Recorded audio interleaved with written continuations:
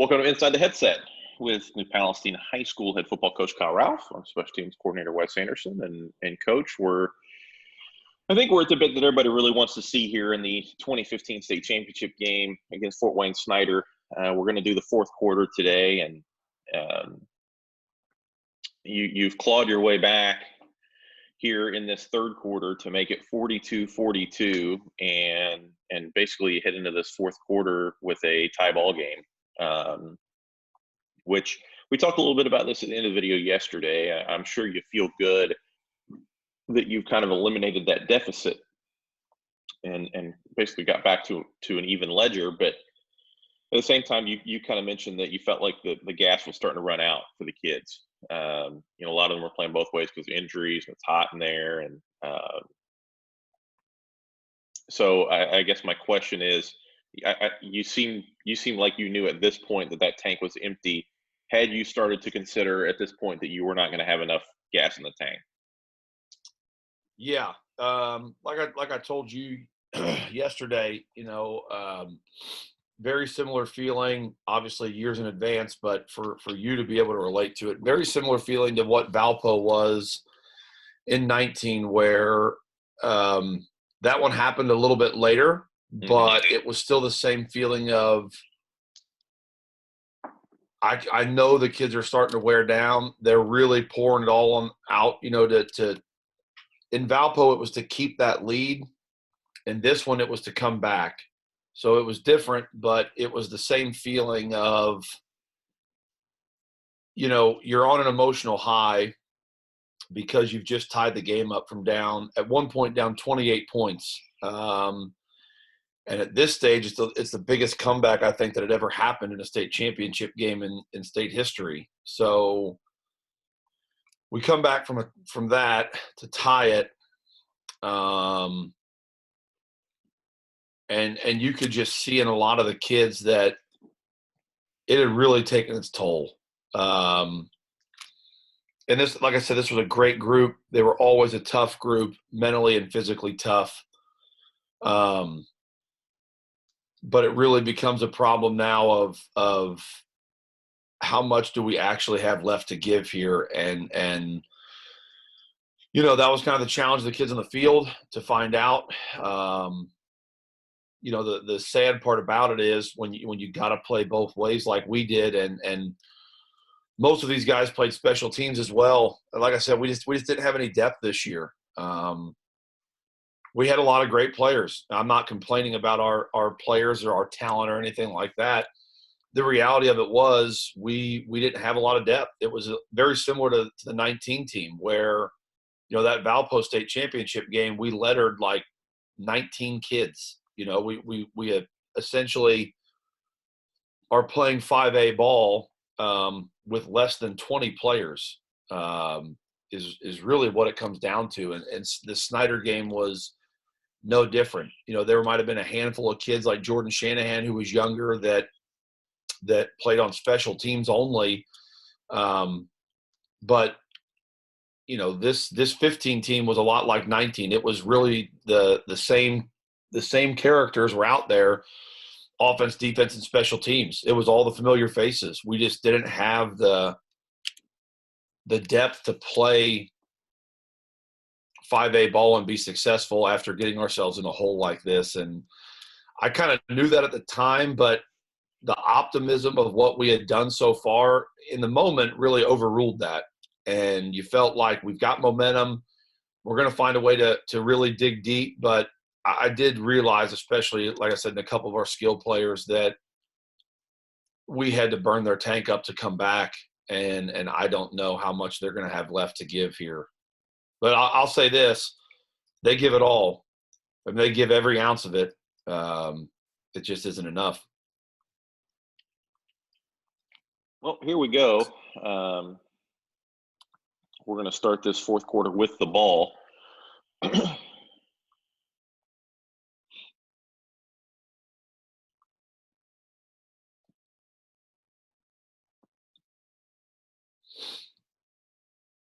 Kind of just a token play action fake here, really. And I mean, just another huge and easy throw here to Duke up the sideline. We come after their man-to-man coverage again. So really a concept that we've run so far a couple of times, and it's kind of our curl. This time we just run a wheel off of it, and they don't pass it off well. And we run right by them. We run right by them here on the wheel and convert another absolutely huge pass.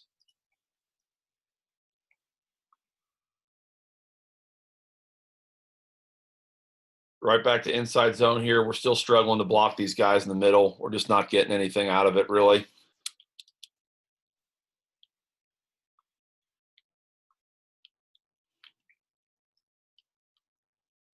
Another motion, this time properly executed here. Good choice by Alex to scramble here. They cover this one a lot better. Really just trying to, again, work the same concept in. You can see this is our curl again. Yep. They just settle in underneath it, so he makes a good choice of not making a mistake and forcing a ball. You know, here was another thing, you know, as you can kind of play it here, I guess, a little bit. But, you know, Alex, to this point in the season, that was what was hard about those two mistakes he made early. He's essentially a 2,000-yard rusher as a quarterback and had only fumbled the ball once the whole season. And as an actual quarterback then throwing the ball, he had only thrown 2 interceptions this year, and he was a 2,800-yard passer, and he'd only thrown 2 interceptions, both of which were at the end of the half on Hail Marys when we were trying to score in a game at some point, literally just heaving the ball down the field. Those are the only 2 interceptions he threw. I mean, his efficiency and intelligence, knowledge of the system, decision-making was as good as I've ever been around anywhere. And I think a big reason he coaches for us now, a big reason why he's a tremendous coach for us and our system as well, and a great resource for our quarterbacks. He's going to be a great coach if he really is able to stick with it. I think he's going to be an exceptional coach someday. But, you know, his senior season was honestly he ends up being the Mr. Football runner-up to a kid that ends up going big time Division I that was a national recruit. But Alex's season, you couldn't even touch it statistics-wise and importance-wise. He was just so undervalued in that regard. He wasn't a Division I player, but I mean, you look at a throw like this too, on this smash and stuff, you know, putting him in these windows, and he was really good, really good. Get a penalty here. This is our smash. I mean, this is, you know, we run smash a little bit differently than a lot of teams do. Because a lot of teams will run this with a hitch here, you know, or they'll run it with almost like a short dig to try to pull that corner. We try to pull the corner differently because we run it as a sprint out, which not every team does, and we try to pull that corner. Snider runs it different as well. They run it like a bench route almost over there. Yeah. Yeah, we talked about that, kind of that runaway hitch that they run over here to the sideline to make you go run with them. So there's a ton of different ways to do it, like everything. But we do this and sprint to it. You know, it wouldn't probably be the same if we ran hitch and then tried to sprint out to this. Like the window's not clear probably, and it's not great. So yeah, speed out here, speed out, corner behind. Should get kind of a drag here from Duke. We changed this for Alex because he didn't like the stand in the pocket smash. He just felt like he didn't read it well. And he had a big arm, so what he'd always try to do is throw that, you know, get that corner to sit, and then he'd throw the actual corner route over the top, and he had a big arm, so he'd always try to fire that in there. And he always just felt like, especially when he played against our guys, because our guys, we kind of do a bait technique on those, and we high-low people.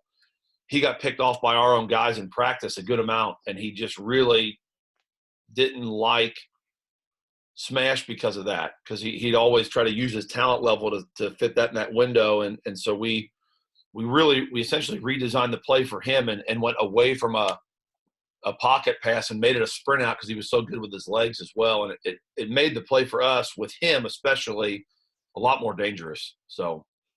Yeah, we run that quite a bit. We didn't run it quite as much in 2019.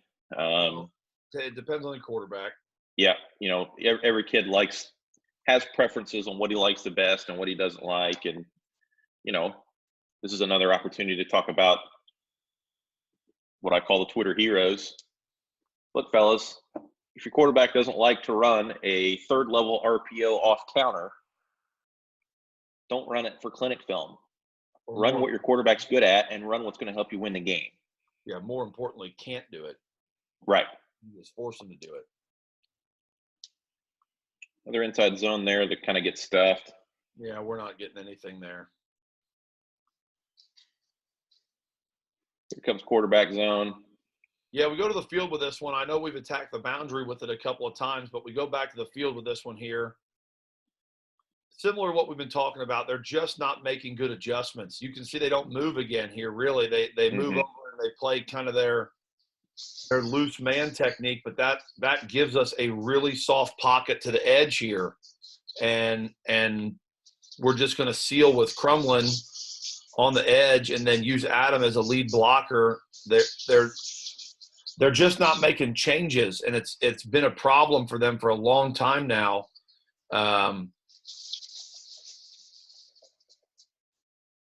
Alex actually keeps this one in here pretty tight. If he goes wider, we might have a little bit. It's still a good play, but if he goes wider, we might have a little bit better play. But he reads an inside cut on this one and kind of gets up into the traffic, but still a great play.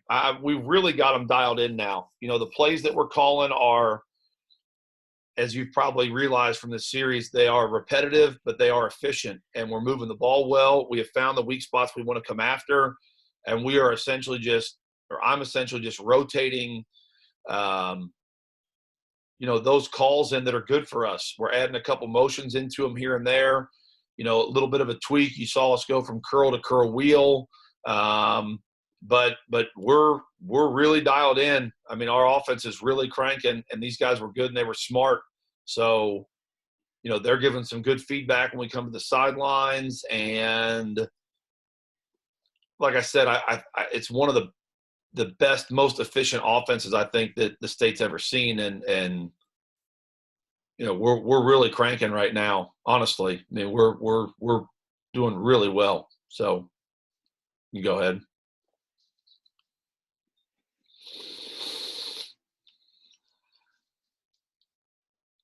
Another inside zone with the motion here. Without the motion, it hadn't been as good. With the motion, it had been better. Unfortunately, we don't really block well on this one again, so we don't get much. But just that motion had been really good for us, the timing-wise. So come back to an inside zone off of that motion. Frontside linebacker just literally goes unblocked right down the chute. Backside backer, I mean.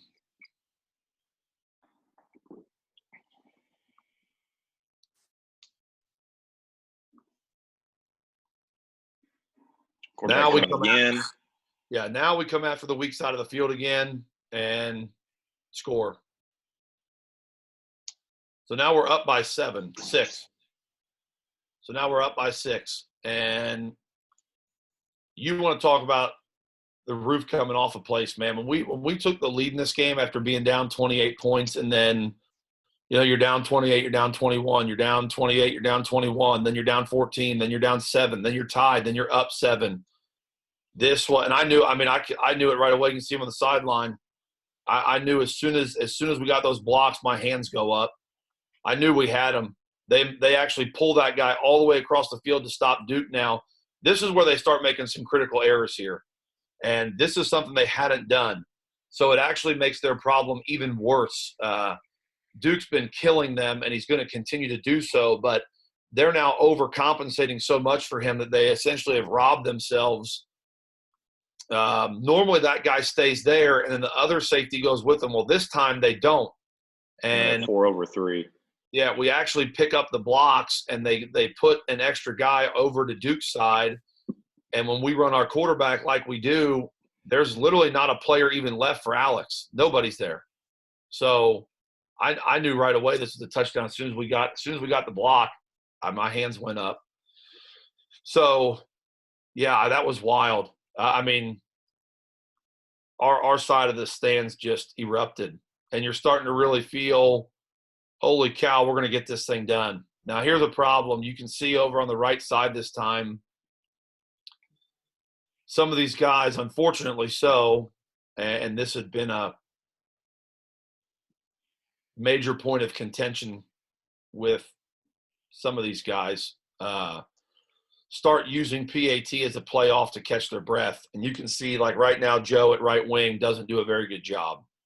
Outside foot never moves. I'm not picking on Joe. He's a multi-time All-State player. Had a scholarship to go play at Marion in the NAIA and all that. Great kid, wonderful leader, team captain, the whole thing. But he'd hurt his leg, and he's not even using his right foot. He's supposed to step out with his right leg to create a wider surface area. That right there is going to kill us in a second,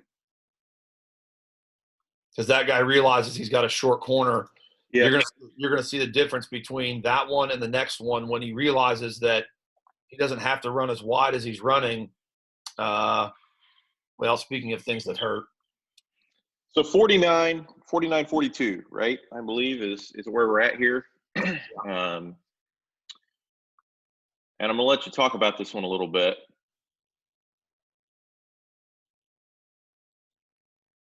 Yeah. Because what happens is this ends up being a sky kick that squirts on us and goes to the paint. Yep. So they had subbed in. The kid that fumbled the ball came out, and they subbed in that big 6'4" receiver kid over here. We essentially had told Spencer that, this ball was supposed to be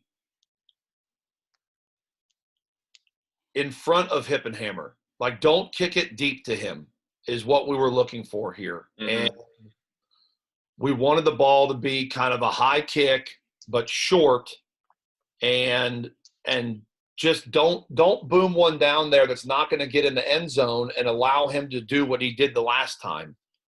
If you remember the one that he kind of just gave Jordan the shakes and then takes off for 60-something yards. Put this ball down there, and don't give him a lot of open grass to run through. And if you kind of go through the opening part, go ahead and slow-mo this here.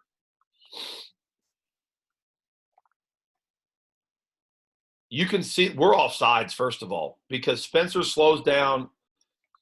He slows down so much on this kick.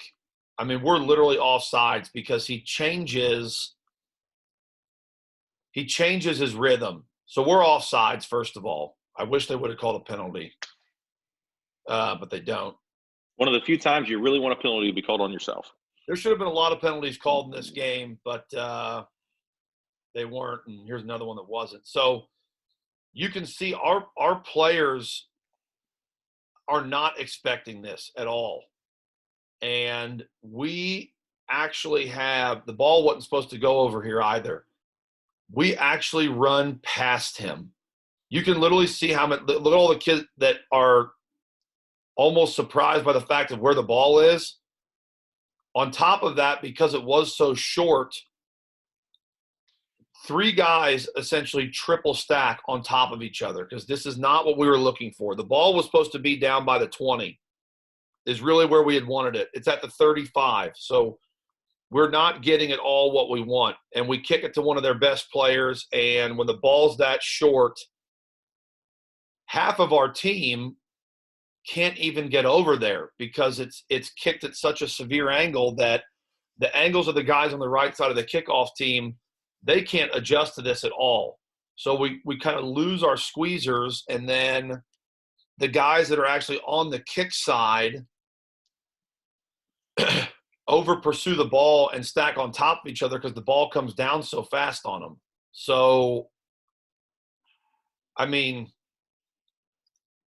is it a mistake? Yeah.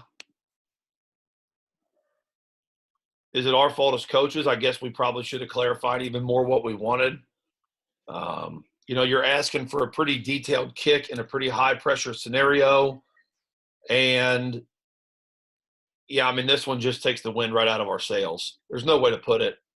We missed like 3 attempts to tackle him here. It burns up more of our gas tank. Their starters now having to run an extra 50, 60, 70 yards in this play, coming across the field and then down the field and then back up the field.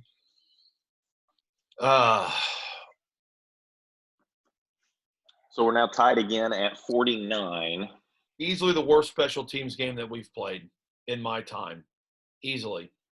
And it's not even close. I mean, we've almost had 4 punts blocked, 3 punts blocked, whatever it is. Our kickoff returns have not been great. Their kickoff returns have been massive. We now gave up a kickoff return for a touchdown. We're about to get a PAT blocked in a second. Our PAT protection has been terrible. It's in many regards, this game is as bad as we could have played. And like I said, the compounding aspect of that is what gets us. We have multiple system failures here. And then, of course, they toe mash one into the end zone. You can see three-step, 3 yards deep. You can see there, too, we've had to change personnel. Obviously, with Nick being that hurt, he can't catch the kickoff. So we had to take Duke out of the front line hands personnel, put somebody else in, and then Duke had to be our kick returner also because Nick – I mean, really at this point, Nick is struggling to even run or jog. And so he's got to come out and all that stuff back there. So back to a tie ball game. Let the fun ensue. Come back with midline. Really not very well blocked. Again, Alex kind of makes something out of nothing. Just a mess.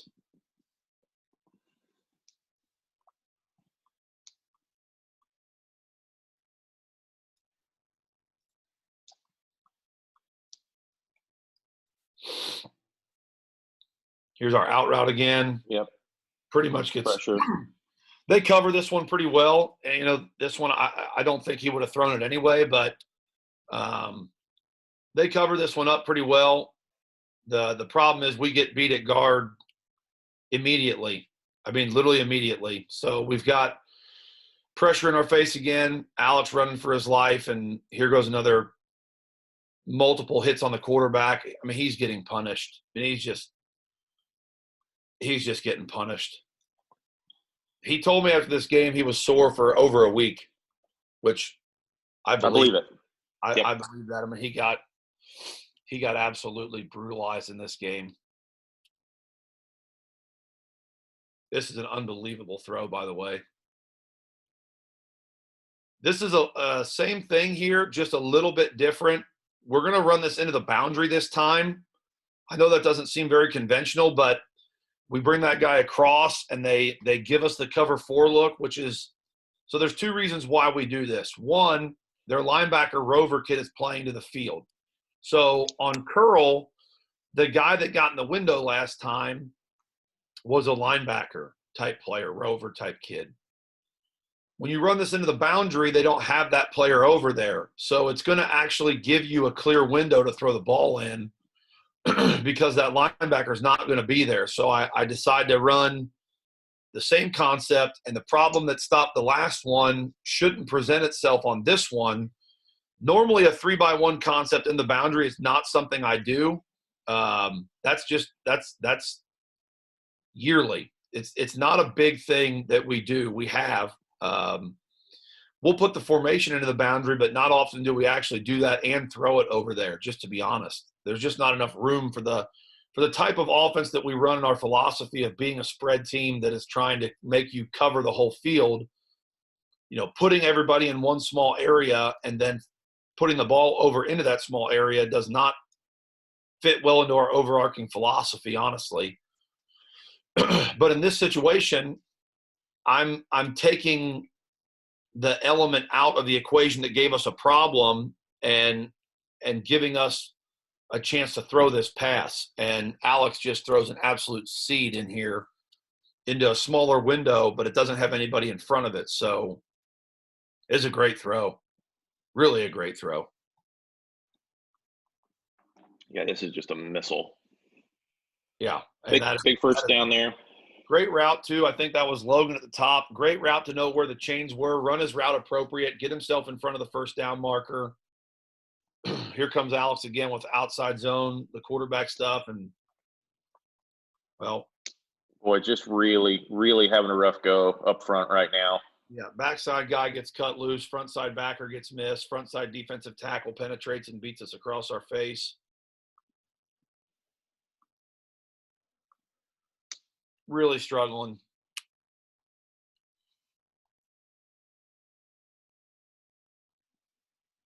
We get extreme pressure again. And Alex is going to get hit now again by 3 players. So you got a punt in a 49-49 game, which is never what you want to do in a 49-49 game. Mm-mm. Especially to that kid. Yeah, you really – I mean – you really don't want to kick it to the kid that plays center field in the Big Ten. Yeah. You notice now Nick has come back because Joe's first punt was really bad, and Nick came back over and was just like, Coach, let me do it. Really gets off a nice punt, especially considering his leg doesn't move. You can see how much shorter that motion is for him. Yep. Yeah, and I mean, it's a deep punt, but it's not what you want because it's a line drive. Yeah, he just doesn't have right at the best athlete probably in the entire state of Indiana in this year. Oh yeah, yeah. This kid, he was truly incredible. This is a really prime example of what we call out kicking your coverage, and I know that gets used as like a joke in a lot of other situations, non-football situations, but this is a literal example of it when you just kick a line drive missile right at that kid, and the closest player to him is almost 20 yards away. Yeah. Nick was a great punter too, man. Nick could really launch it. I mean, really could. He actually had some looks to punt in college. He was so good. He ended up choosing St. Francis to go up as kind of a hybrid player. But yeah, he had some legitimate looks to punt. He was really good. There's a penalty. Yeah.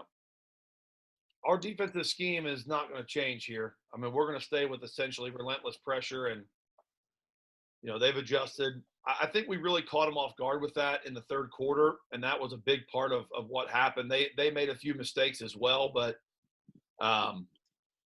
no one had really done that to them.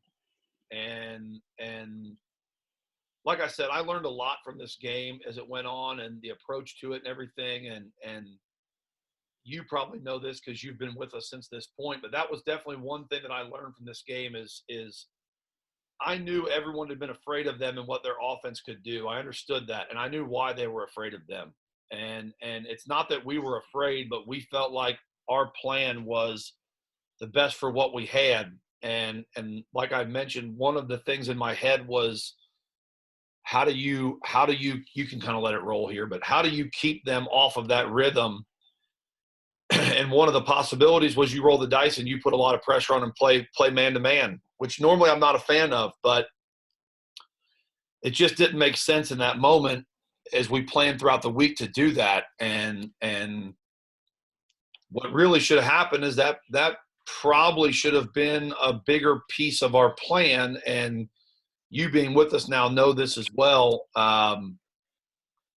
We now take those things as challenges to our kids in our program where we're not going to back down from that stuff. We're going to attack what you do best. And, we almost try to force you into scenarios that you haven't been in because people are unwilling to try to do those type of things against you, whatever it may be. Sure. Like when we play those RPO teams, well, we are going to move and joker in and out and roll our coverages an insane amount. And people are usually afraid to do that against teams like that because, oh, God, if they catch us and they throw the RPO slant in there, it's a touchdown. Well, yeah, it is. But if you just stand there, they're going to get what they want, and they're going to get the picture they want, and they're going to pick you apart with the RPO anyway. So my mentality on a lot of those things as a coach changed in this game because, there are times where you got to roll the dice.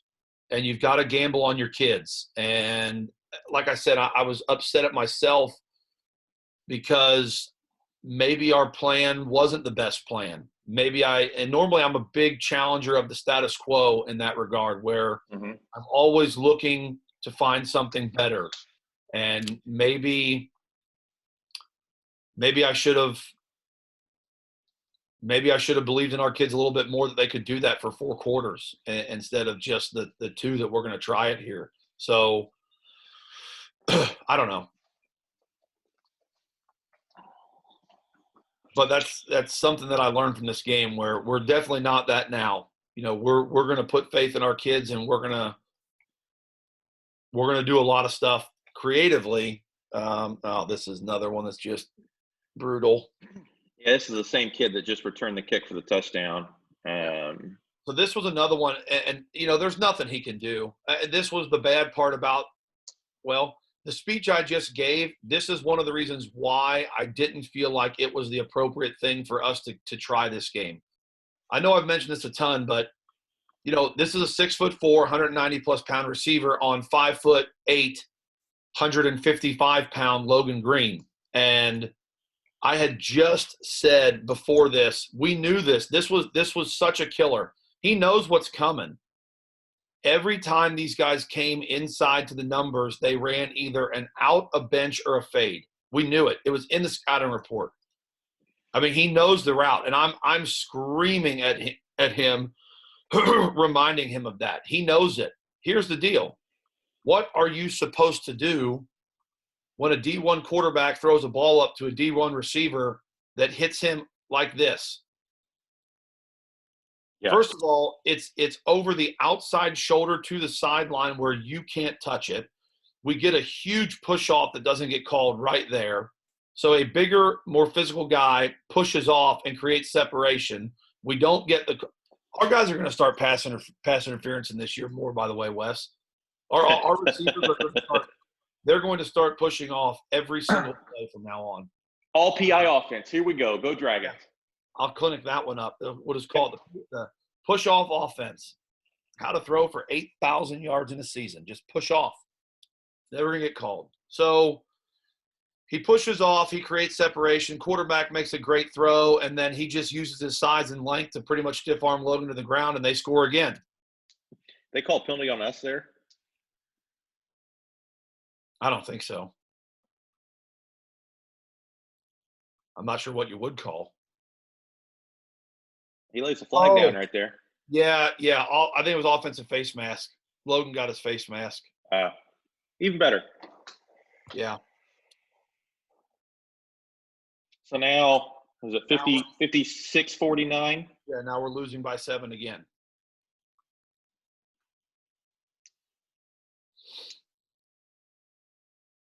Oh, there's a penalty there. Yep. So that's going into the front row. Yeah. So down 7, how much time's left here? 6 minutes, maybe. 7. First time we've done this all game. Yeah, first look at a jet here. Try to run jet sweep. Don't get it blocked up. Get beat at left tackle across our face real bad, and that pretty much ends that play.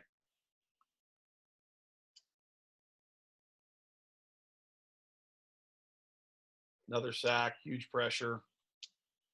I mean, we're getting, and the thing is, like, the routes aren't even developing. We're not even getting a chance to get our routes to where they're open or where we're coming after them.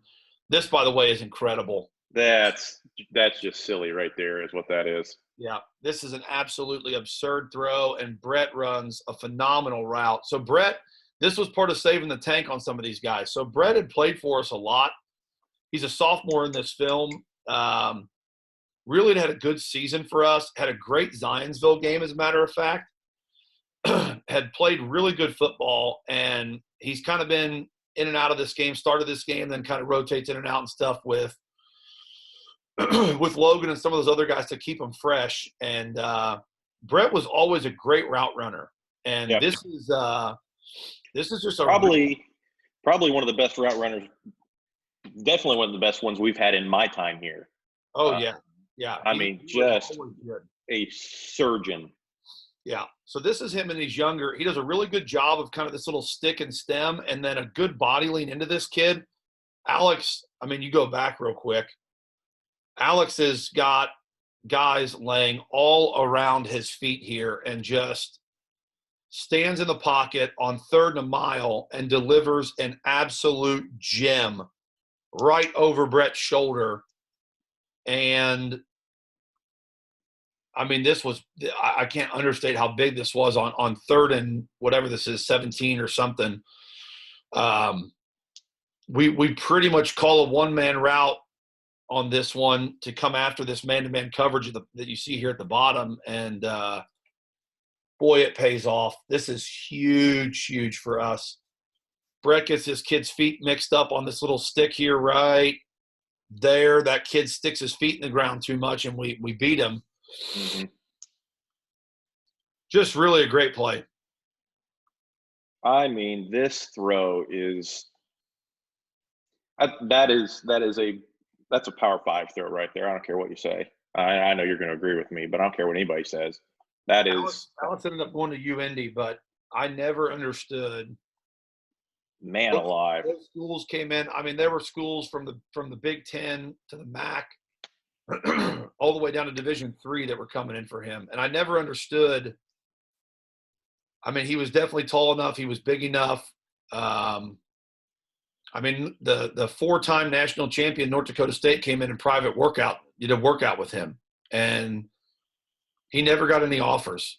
It never made sense to me at all. Ended up going to UIndy, but I never understood it. To this day, I never understood it. 1, he was a competitor.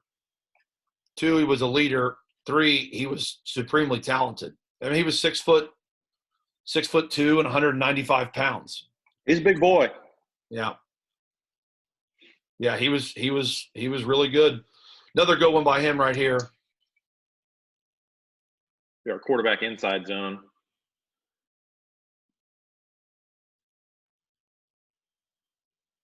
Good blocking on this one. Really well done. Yeah, the whole right side does a really nice job of kind of building that wall. Yeah, really, really nice job of the guys up front here. We get it actually executed the right way. It's a good-looking play.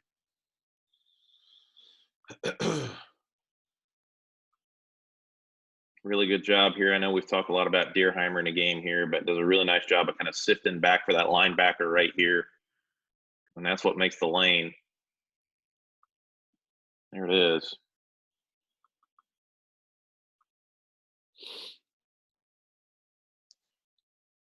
So we're back in business. And there it is. Yeah. And here it comes. Yeah. So 56-55. To answer like that too, that rapidly was so uplifting because we're in trouble. I mean, we're in a lot of trouble. And then, like I said, the roller coaster of this game to go up, then have that kickoff return happen, stall out, have a terrible offensive series. They pretty much run 2 plays and score again. Now you're down again. We score again. And then you're on that emotional high, and then that becomes a blocked PAT, and you just hit rock bottom again. Yeah, this was not this was not an easy series of events to be a coach for at all. So now you got to chase points, which is even worse because now you're down 1. So, well, you'll see what has to happen in a minute.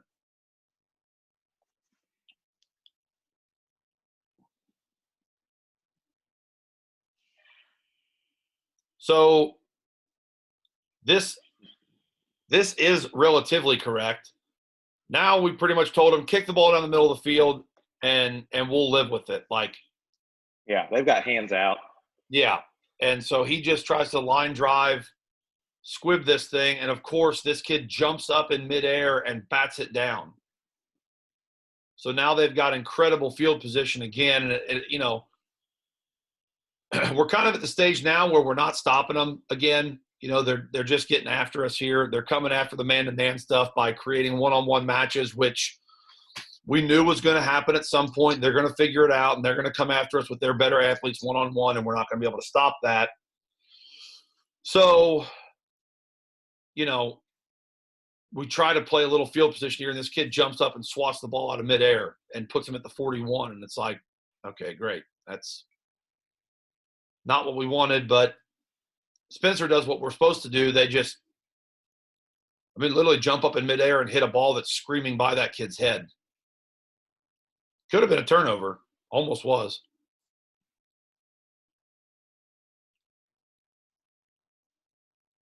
So they're in pro here, kind of trying to run the clock out. Yeah, I wasn't sure what was going on with this. They're up by a point. I remember that there was enough time on the clock where they're trying to bleed it, but if they can't get first downs, we certainly were going to have enough time to still play. And I wasn't sure this was maybe the right thing, but I was at least relatively happy they weren't in the spread anymore. I get why they're doing this, though, because we're down to probably 3 minutes or so on the clock. Really nice play there by Adam. This is just two-back power. Do a really good job of making him bounce this. Yeah, it's a great Adam play. comes all the way from the backside to chase this down. Yeah, really great play by him.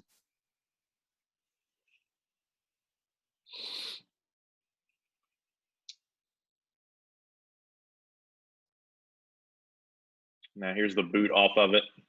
Should have been a hold right there, and it wasn't. And again, another nice play by Adam. Yeah, this is huge. We don't get the holding call in there again, and then we spin him like a top, a yard and a half short. Adam and looks like Crumlin's over there too. Yeah, this was wild. Boy, the crowd went wild on this. You saw me point out even on film. I'm telling you, man, I don't forget this stuff. You can see me point at the holding. I'm on the 50-yard line. You can see me point at the hold, and we don't get it. Of course not. But we stop them. They held all game long. Good job by our guys, especially with some blitzes. Quick kick. Blitzes and pressures called. Really nice job by our guys to not jump on that because they're in their offensive set. You kidding me with this quick kick? Oh, I know. Yeah. He had done this. We'd seen it. I think he'd done this like once or twice during the year. The kid was a great athlete, man. He really was. He was one of those kids, too, that, like, when he came out, he just looked athletic. You know, like you saw him walk out for the pregame stuff, and you're like, oh, boy. Sometimes those quarterbacks, they look, you know, like they don't lift weights or they don't look like what they look like on film, and you're kind of like, oh, yeah, that guy, you know, he doesn't have it. This kid, he looked like an athlete. You could just tell. I mean, he was put together. He looked athletic when he moved and walked. It was he was impressive. He was tall, too.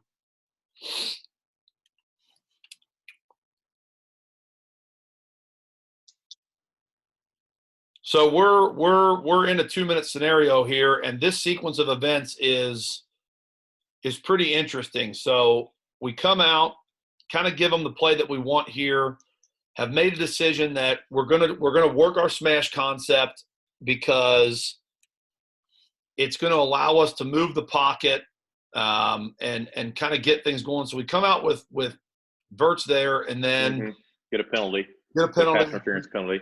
We come back to smash now down into the boundary, which we really haven't done. And you can see they're playing loose down there. They're cover 4. So we're going to get the shell that we think. Alex throws a great ball on the smash route to Brady here, who runs a great route. And, again, take advantage of what they've been doing the whole game and that soft cover 4 to that side. What's amazing here is if you go back real quick.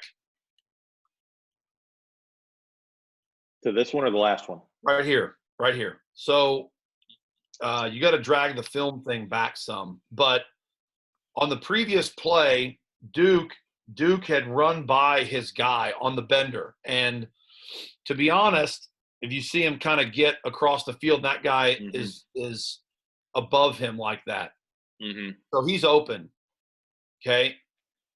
So we come back out on this next play, and if you pause it, okay, this is what they've been trying to do. And they've done it to Duke up until now. All right. They kept trying to cover where the ball had gone. So it had been going to Duke earlier.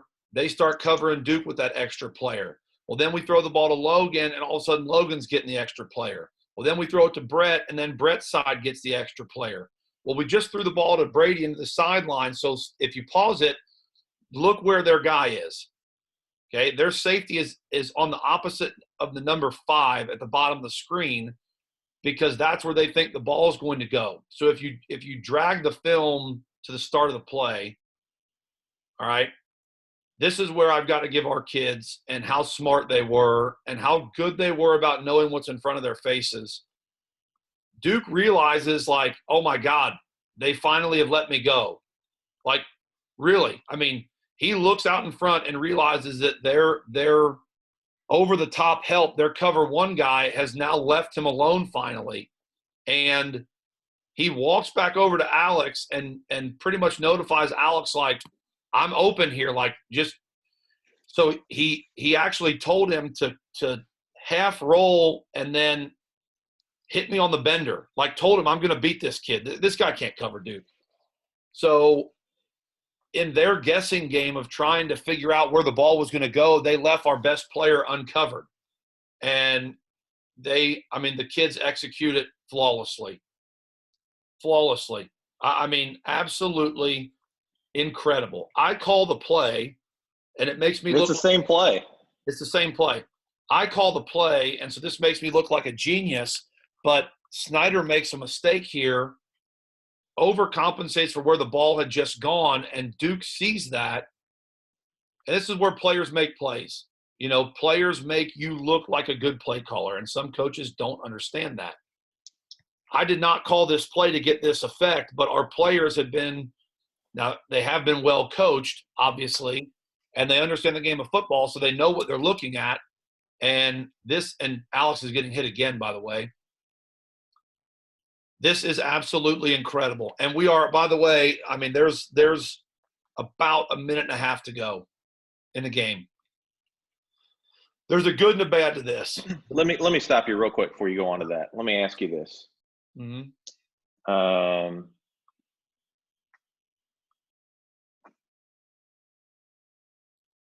How often had Alex worked a semi-roll?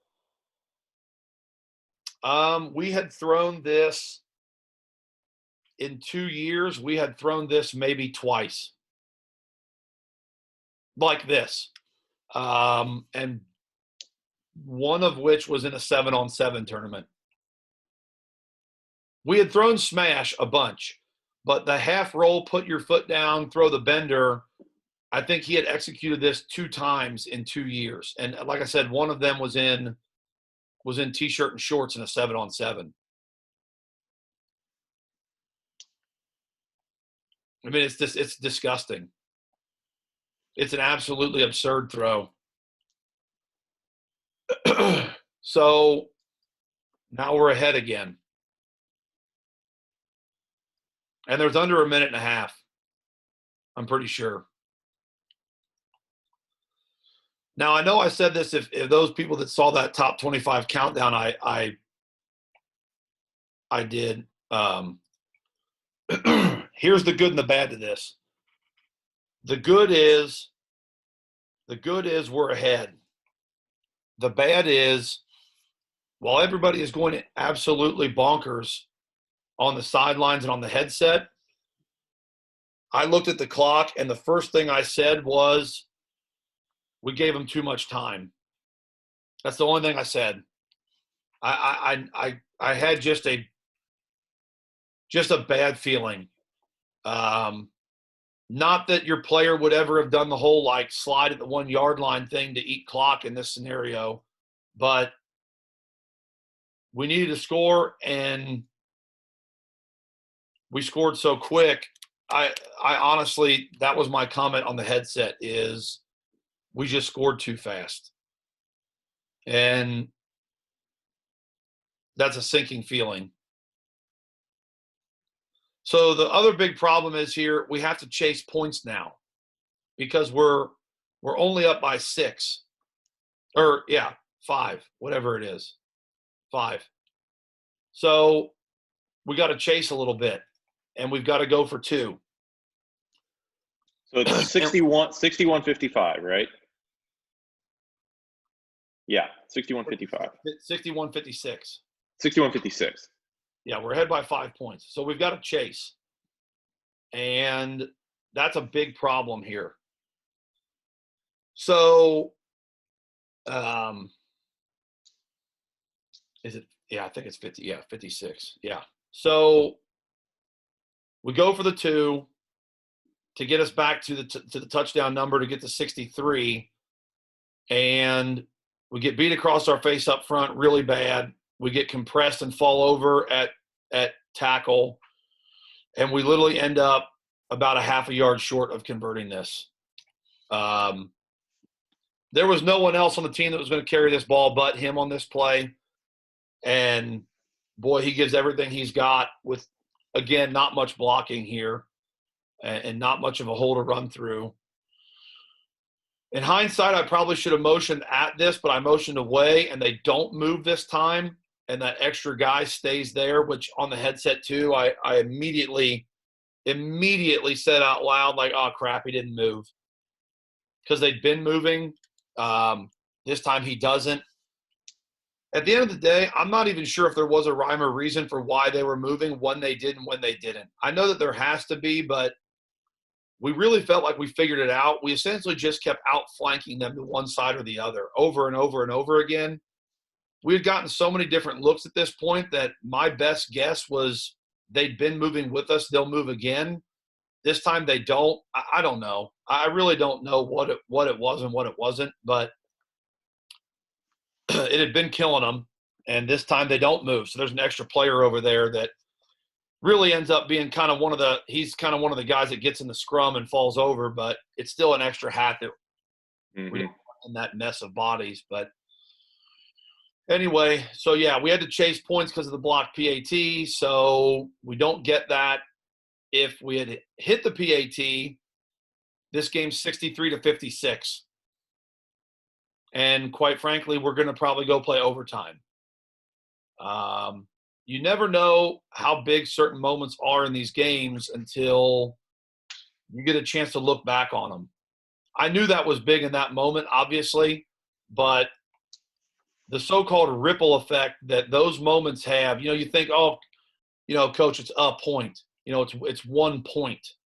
Well, that 1 point makes us chase points, and having to chase points really costs us a chance at overtime here because we don't get the points that we're chasing. And I've seen teams lose on missed PATs. Mm-hmm. I've seen teams,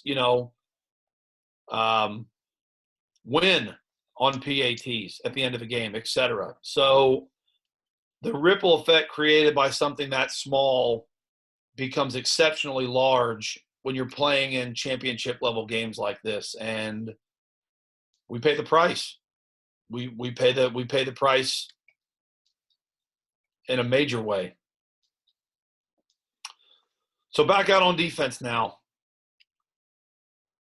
In this time, there was a lot of conversation on the headsets about how to approach this particular drive here.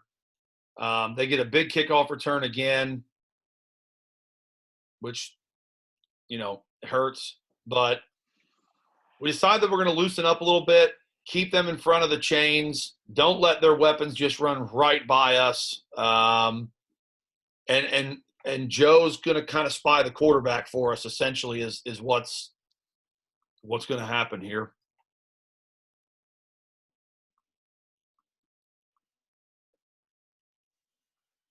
I mean, you can tell we're still not covering the tight end, by the way. I literally can't believe that he hit this ball.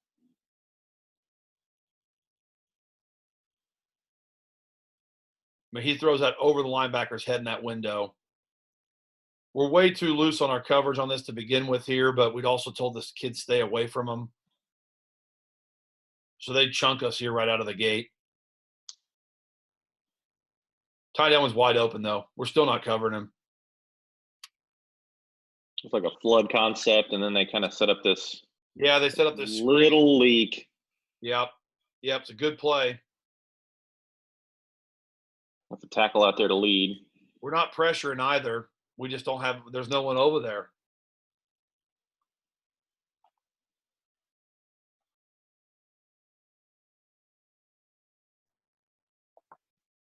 And that's another really good throw.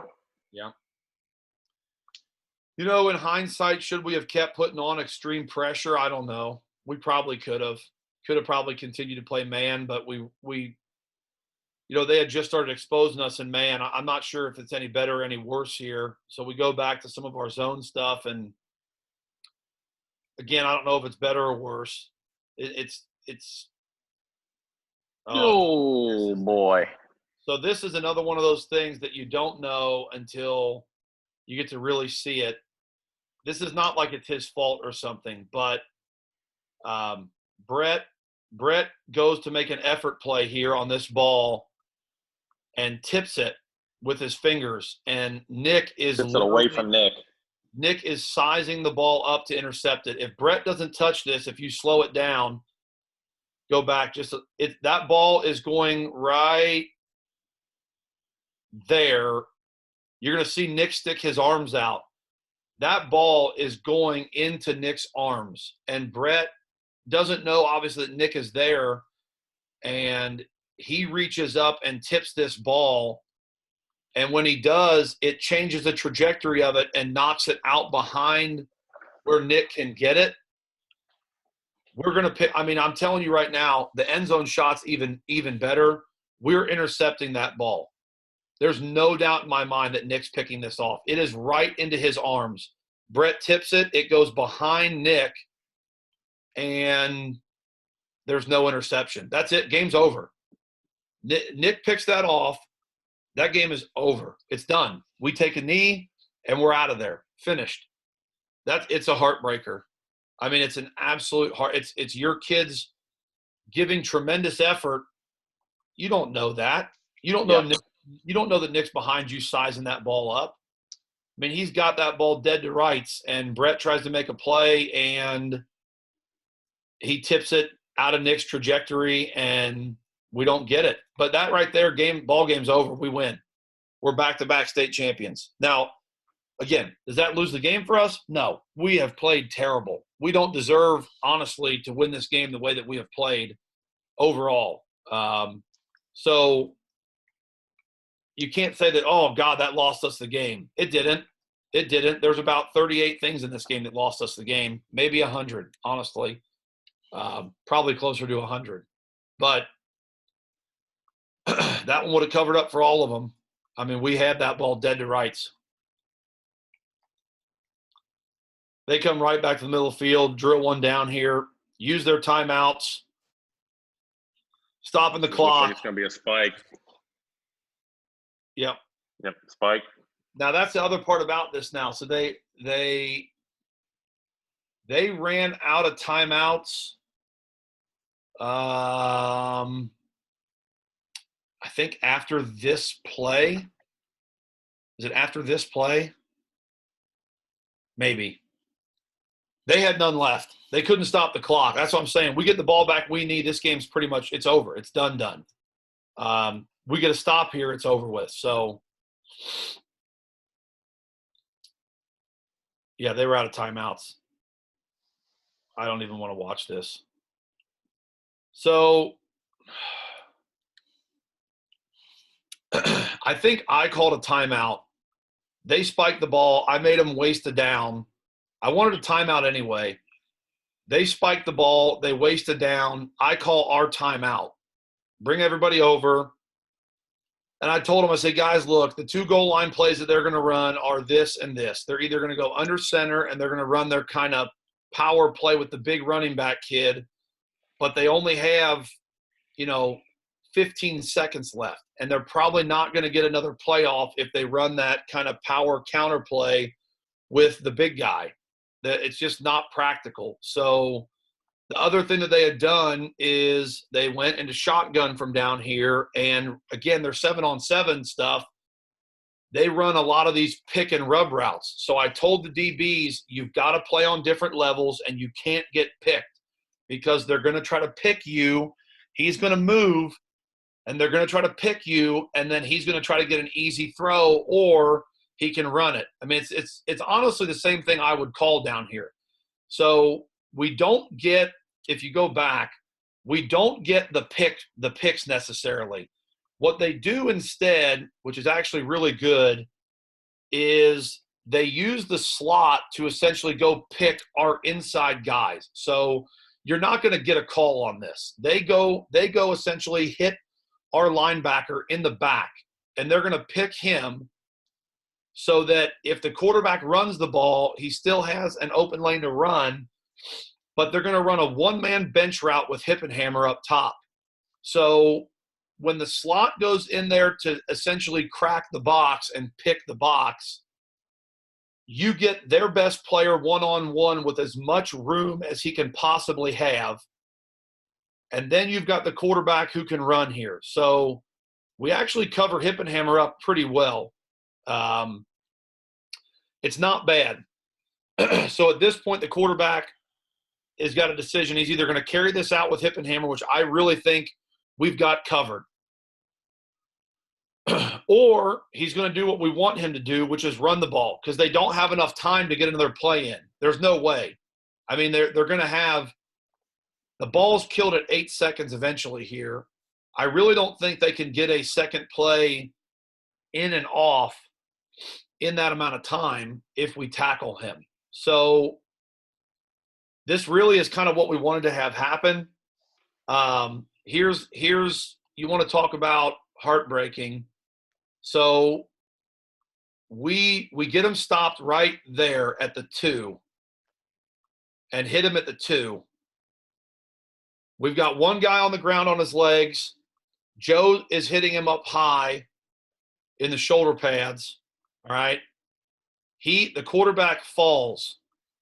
And as he falls down to the ground, because one of our guys does what you're supposed to do, which is cut his legs out, he lays on top of one of my defensive tackles, supports himself with his other arm that doesn't have the ball in it, and stretches his right arm across the goal line by about 4 inches.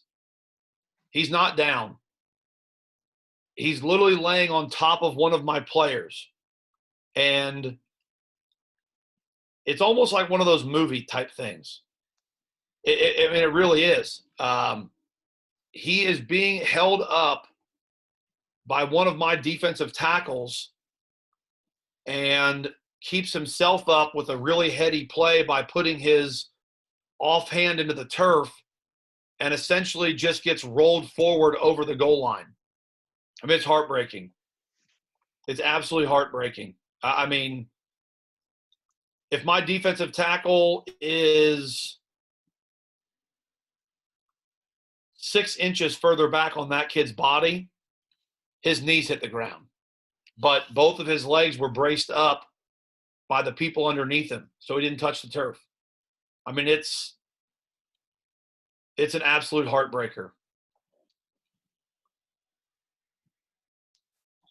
So 62-61, and they're going to go for the deuce here to go up by the field goal. Yeah. And he's going to scramble this in. Yeah, same thing. How about it? Fumbles it in. Yeah, I mean, literally, we cut his legs out. He goes for one of those heroic jumps. We cut his legs out, spin him around like a top, and he literally fumbles the ball into the end zone, and it goes behind my guys, and they recover it.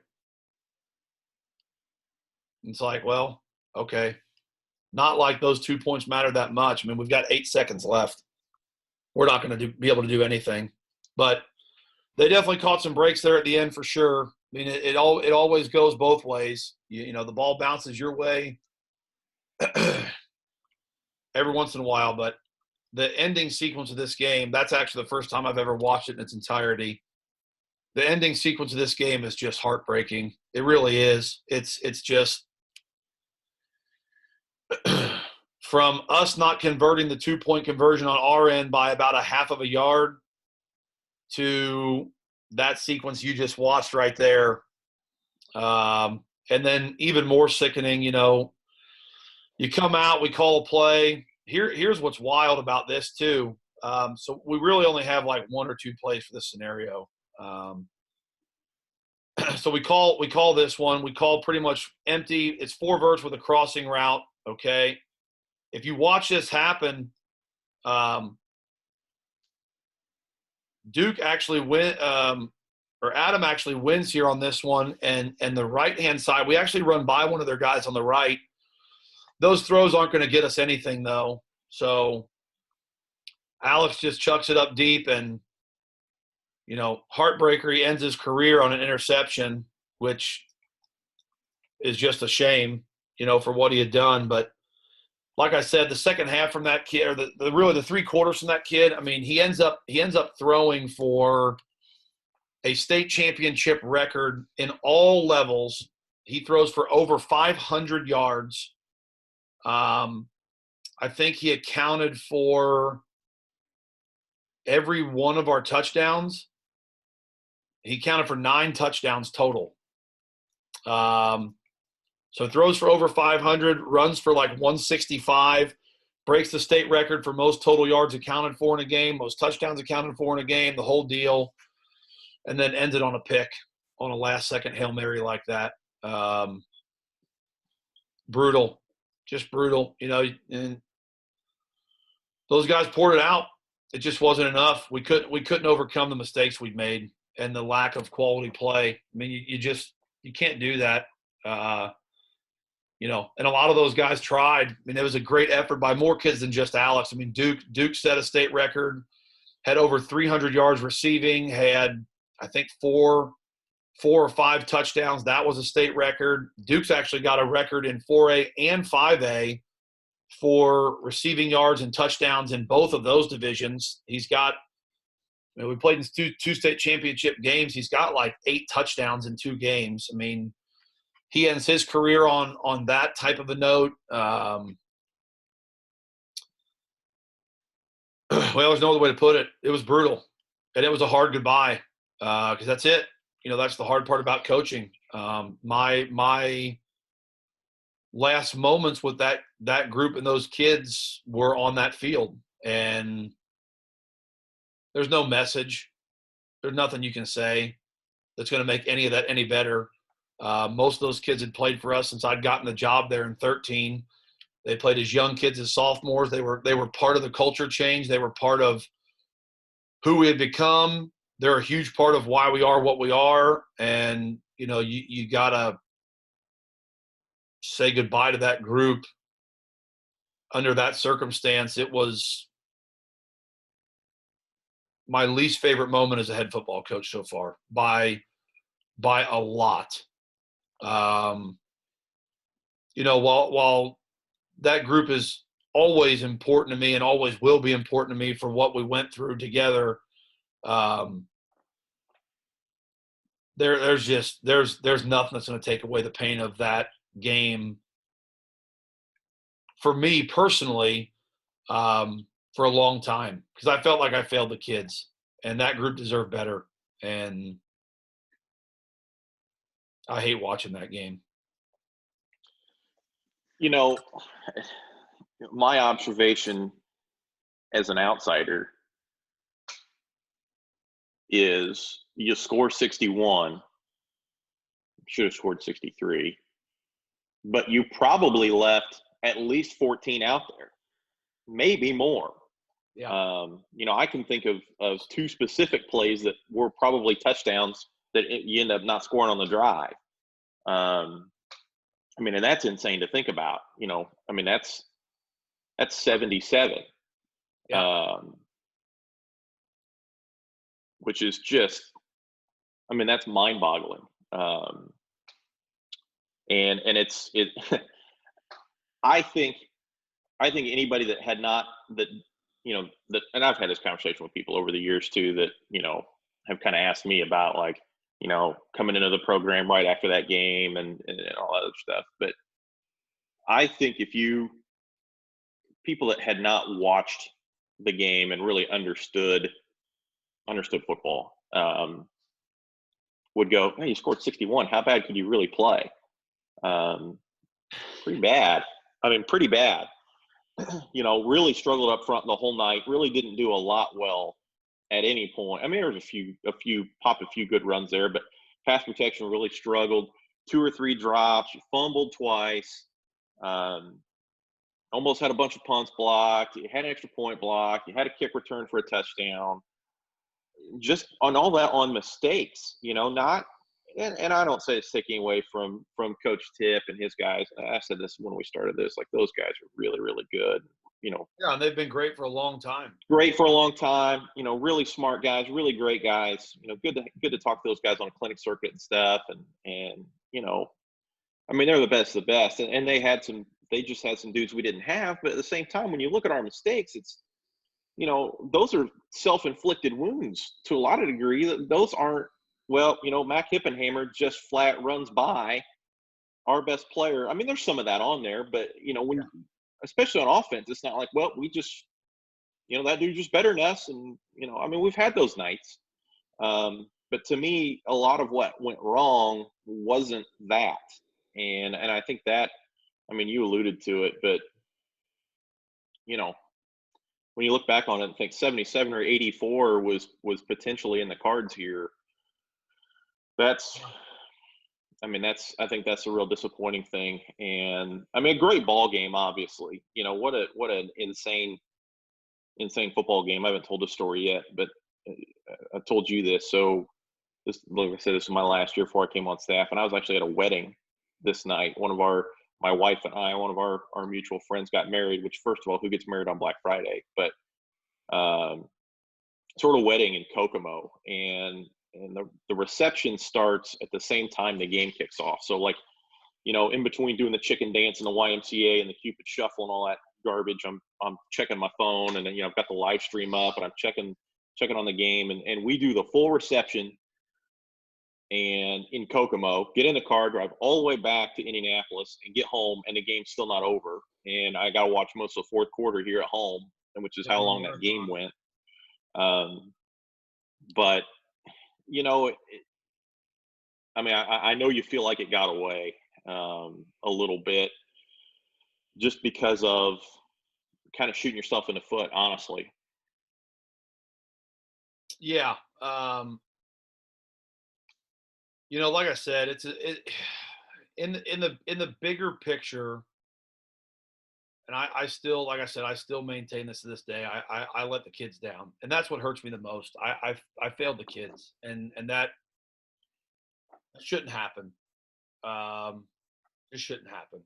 But we broke the state. We broke the state championship record for yards, and we had over 750 yards or something. What our offense did was insane, and to process that as a loss and all that. But as time went on, in the immediate future after this game, I really struggled. To be honest, I really did. I had a really tough time. As time went on, though, and I really looked at what this game was, and looked at what it had become. I would also maintain this to this day. It is as proud of a moment as I've had as the head coach of this program in 7 years. This was only year 3. But if you take 7 years worth of memories and ask what are you proudest of? I would be really hard pressed to not mention this game. What our kids did, what they overcame. I know we played really poorly, and that's my fault. But what our kids did in this game, in this moment, on the biggest stage, with the amount of personnel that we did or didn't have, depending upon how you want to look at it.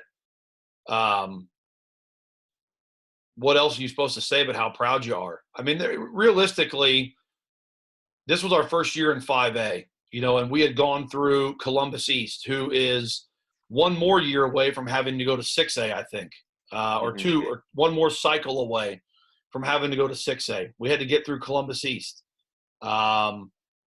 We had to get through Zionsville, who's one more cycle away from being 6A.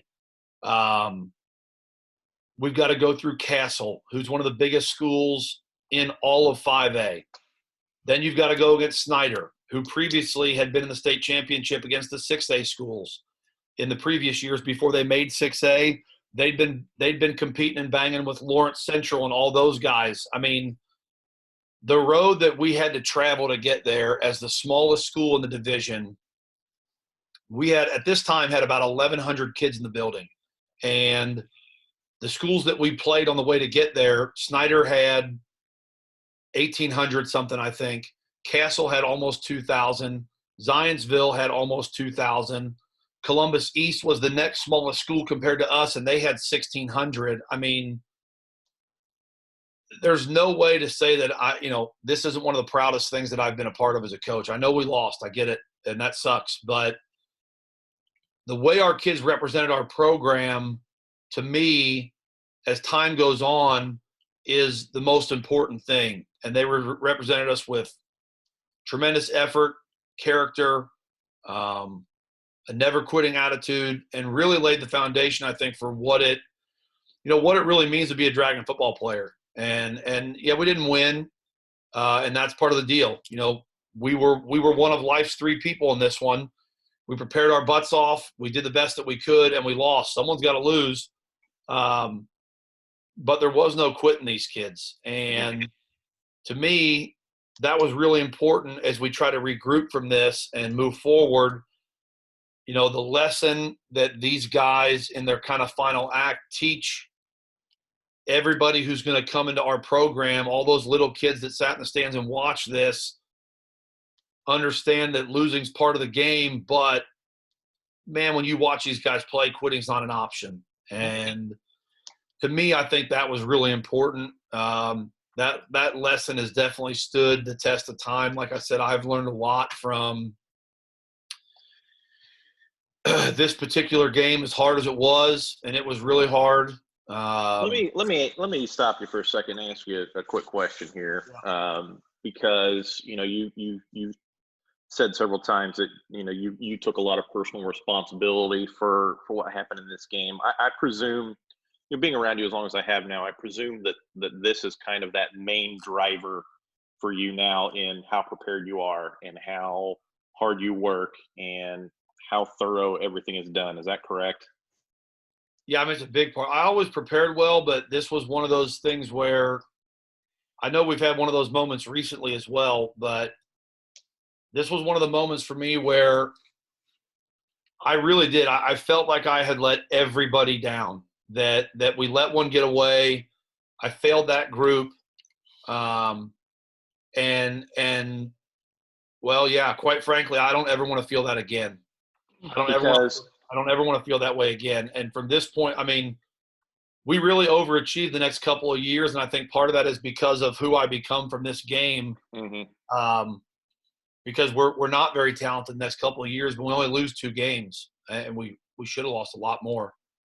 But it's a big part of my development of me becoming who I am, because I did take it really personal. And it really became something for me where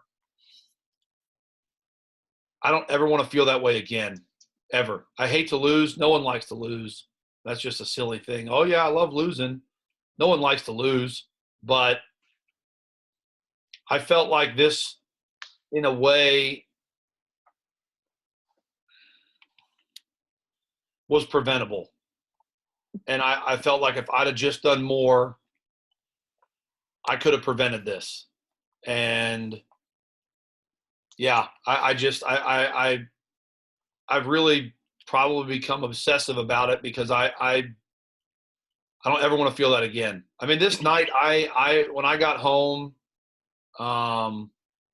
this is kind of the hard part. Like, again, a lot of the fans that sit in the stands, well, they get to go home and they get to do whatever they want to do. I went home and, my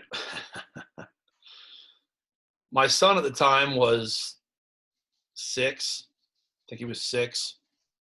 He was upset. He loves football. He was upset. He's crying. And